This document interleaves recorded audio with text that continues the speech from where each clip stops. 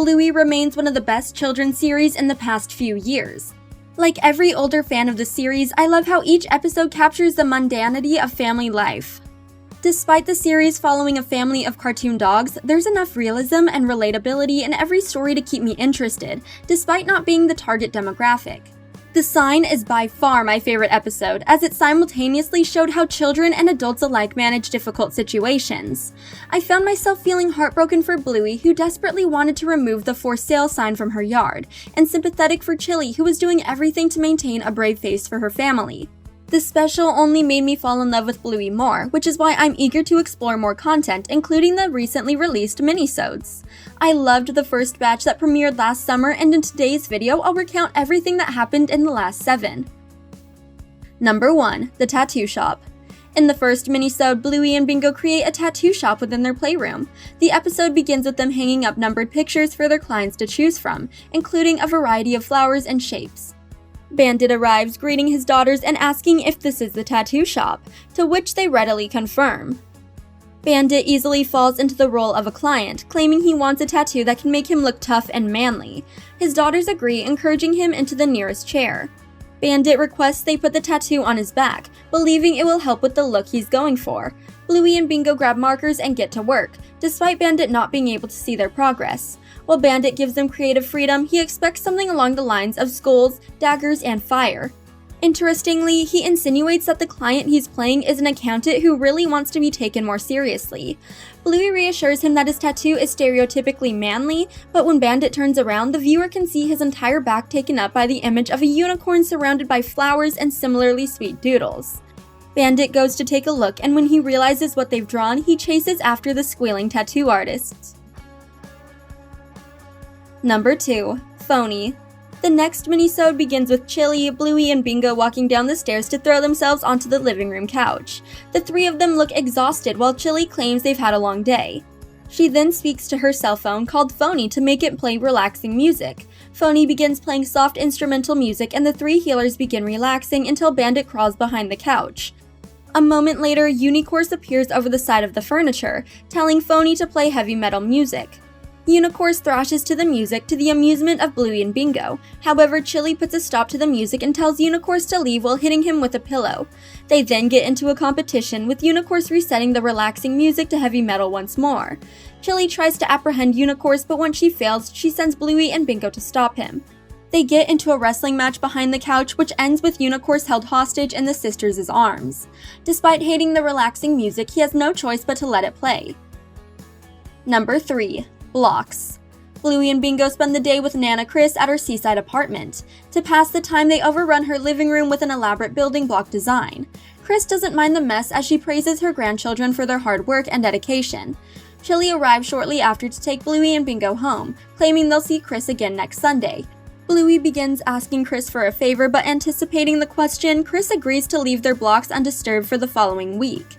However, when returning to her living room, Chris realizes how monumental that task is. On Monday, Chris and Grandpa Bob try to watch the weather forecast but can't see around the blocks. On Tuesday, Chris tries to bring Bob some tea during a rainy afternoon, but the block tower has obscured her path from the kitchen.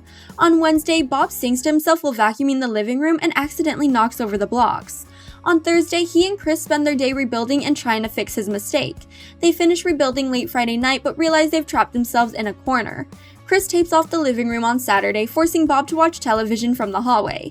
When Bluey and Bingo arrive on Sunday, they're thrilled to find their blocks where they left them before accidentally knocking them over, but their grandparents promise to help them start again.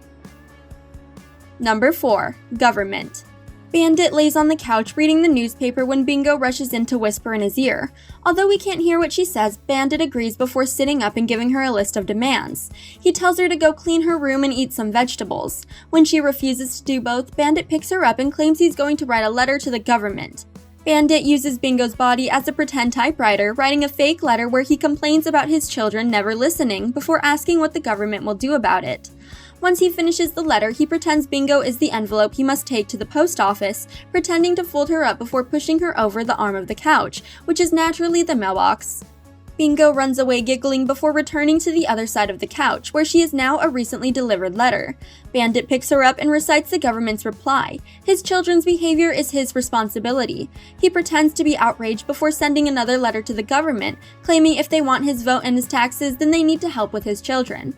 The Minisode takes a comedic turn for the adults as the government's next reply explains what Bandit's taxes pay for and claims they don't want his vote because he doesn't sound like the most agreeable person. Fortunately, they sent him a fridge calendar to make up for the miscommunication.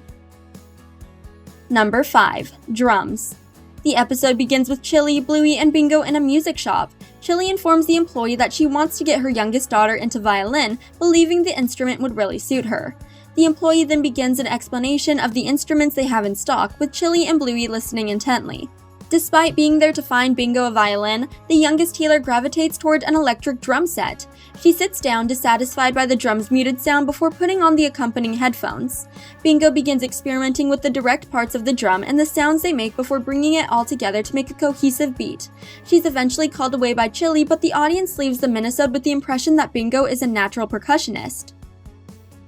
Number 6. Brownie Bear. Bluey and Bingo sit at the kitchen table while playing with modeling clay. Bandit enters the room and begins tapping Bluey, Bingo, and Chilli on the shoulder. However, he claims he doesn't know what they're talking about and wonders why everyone is framing him. When Chilli states they have a mystery tapper on their hands, Bandit creates a game with Brownie Bear, a hand puppet that plays the role of a noir-themed detective. Using his home study as the detective's office, Brownie Bear welcomes his newest client, Chilli. Unfortunately, he fails to hear a word she's saying due to daydreaming about becoming Led Zeppelin's drummer.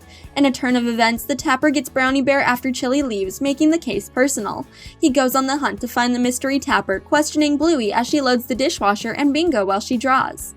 He believes the case will go cold until someone slides him Bandit's driver's license. He goes to question Bandit and, believing him suspicious, hatches a plan to catch him in the act. Brownie Bear sprinkles glitter on everyone's shoulders before calling them to a meeting. He explains the nature of his plan.